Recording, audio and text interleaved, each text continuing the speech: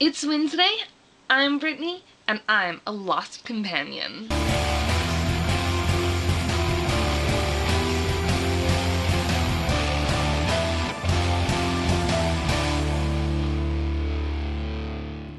So this week's theme is books. I love so many books. If I have to pick favorites, they're usually series, like his Dark Materials, the Secret Text trilogy. There's also the Book of Words trilogy. Of course, the Harry Potter series, the Animorphs. Recently, I read The Hunger Games. It was so good. I read all 3 books in like 2 days, and then immediately picked up the first book and started to read the series over again.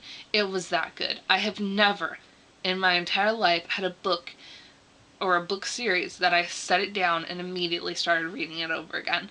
So yeah, Hunger Games is amazing, and if you haven't read it yet, I totally suggest that you do. I do have a couple of authors that I enjoy, not necessarily all their books. Let's take John Green for example.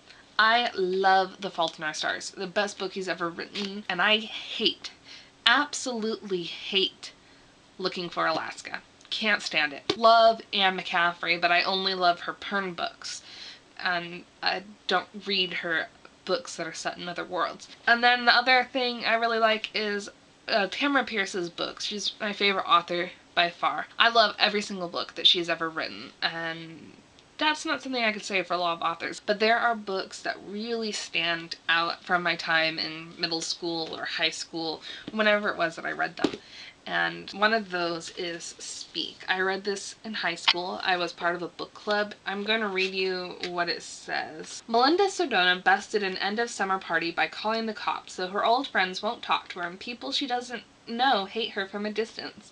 It's no use explaining to her parents. They've never known what her life is really like. The safest place for Melinda to be is alone, inside her own head.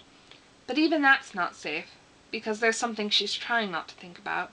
Something about the night of the party that, if she admitted it and let it in, would blow her carefully constructed disguise to smithereens. And then she would have no choice. Melinda would have to speak the truth. You don't know what happened to her.